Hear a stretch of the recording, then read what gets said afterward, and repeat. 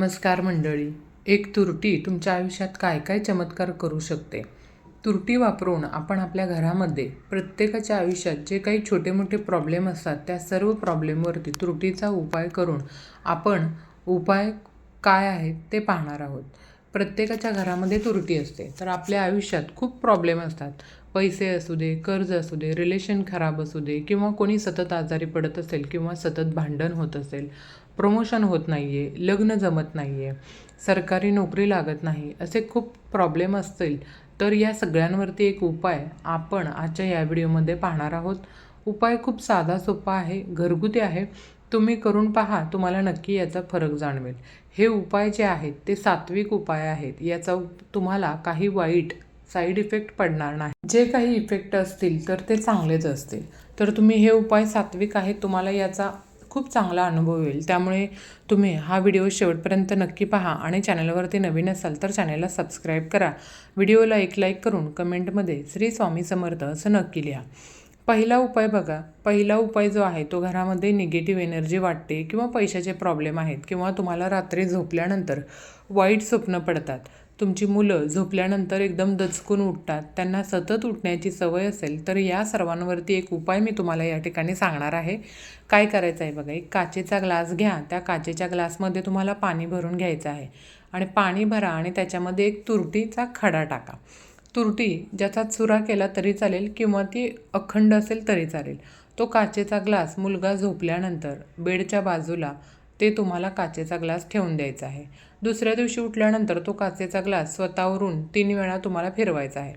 तुमच्यासाठी तुम्ही करत असाल तर स्वतःसाठी 3 वेळा आणि मुलांसाठी करत असाल तर त्याच्यावरून सुद्धा तुम्ही 3 वेळा गोल फिरवायचा आहे.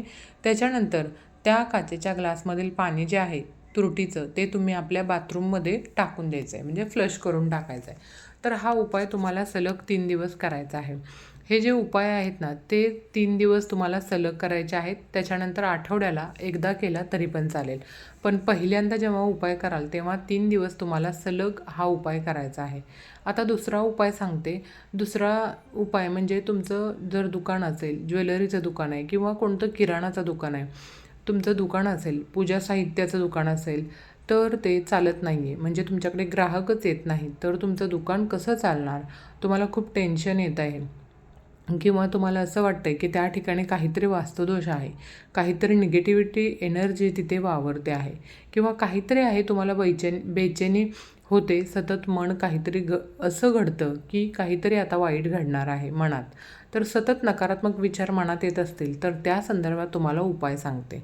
काय करायचं आहे, थोडीशी तुरटी घ्या आणि घरामध्ये तुम्ही पाणी गरम करा. पाणी गरम करताना त्यामध्ये ती तुरटी टाकायची आणि तुरटीचा चुरा करून टाकला तरी चालेल किंवा अखंड टाका, अशीच टाकली तरी चालेल.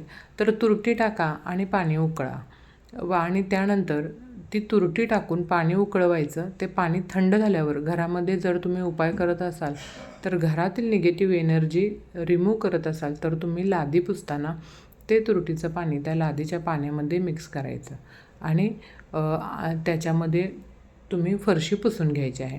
आता तुम्हाला हे पाणी जर तुम्ही ऑफिसमध्ये घेऊन जात असाल किंवा तुम्ही जिथं काम करताय तिथं घेऊन जात असाल, दुकानात घेऊन जात असाल, तर काय करायचं आहे, त्यासाठी एक काचेची बॉटल घ्या किंवा तुम्ही कोणती प्लॅस्टिकची बॉटल घ्या, पण त्यामध्ये पाणी तुम्हाला हे थंड झाल्यानंतरच त्या बॉटलमध्ये भरायचं आहे. तर हे पाणी तुम्ही गाळून घ्या. गाळून त्या बॉटलमध्ये भरायचं आणि स्प्रेवाली बॉटल असते बघा, तशी बॉटल घेऊन दुकानात जाऊन तुम्ही ते पाणी स्प्रे करू शकता.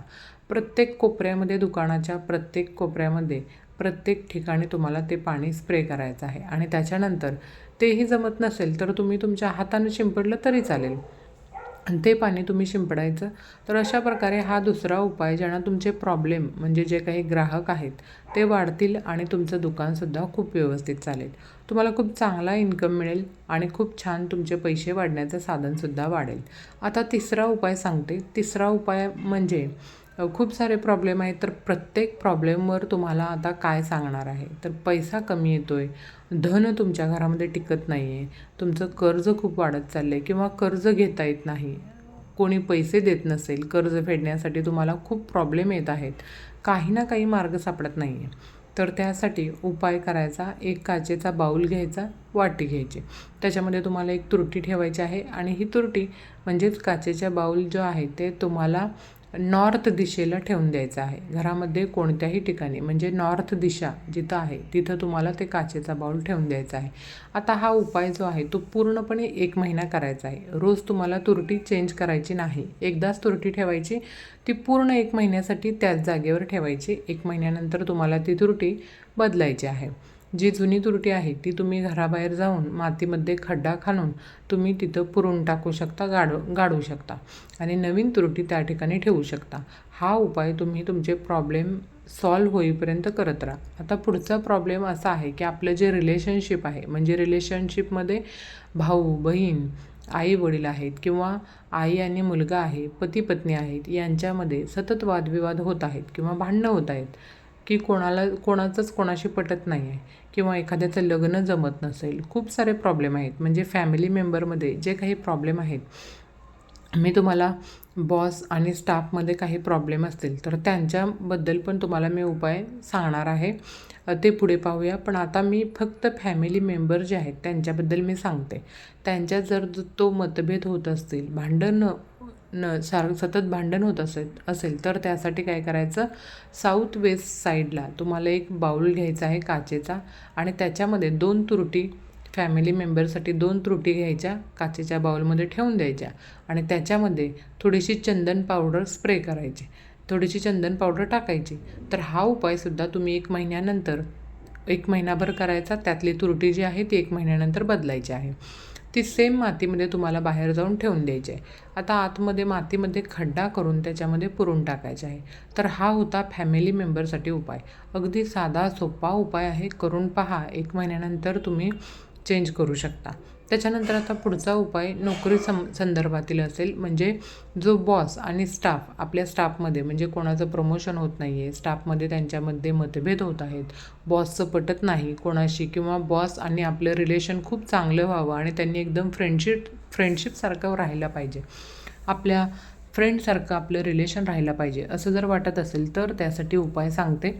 त्यासाठी काय करा, काचेची एक वाटी घ्यायची आणि त्याच्यामध्ये एक तुरटी टाका आणि तुमच्या ऑफिसमध्ये करत असाल तर तुम्ही हा उपाय बघा. नॉर्थ वेस्ट साईडला तुम्हाला ती तुरटीची काचेची वाटी जी आहे ती तुम्हाला ठेवून द्यायची आहे. ते सुद्धा सेम 1 महिन्यानंतर तुम्हाला तुरटी चेंज करायची आहे. आणि हे काय आहे की याच्यामुळे तुम्हाला नक्कीच फरक पडेल. फक्त तुमचे जे काही प्रॉब्लेम आहेत ना ते त्याच्यावरती हे जे उपाय करणार आहेत ते अगदी मनापासून करा. म्हणजे मनामध्ये पूर्ण श्रद्धा ठेवून करा हे उपाय करत असताना. तर आता तुम्हाला पुढचा उपाय सांगते. सरकारी नोकरी पाहिजे असं एखाद्याला वाटत असेल की मलासुद्धा सरकारी नोकरी लागावी, तर सरकारी नोकरीसाठी अगदी साधा सोपा असा उपाय आहे. सरकारी नोकरी किंवा पॉलिटिक्समध्ये कोणी असेल त्यांना काही ना काही राजकारणामध्ये प्रॉब्लेम येत आहेत किंवा कॉन्फिडन्स खूप कमी आहे, स्वतःमध्ये खूप कॉन्फिडन्स कमी जाणवतो आहे.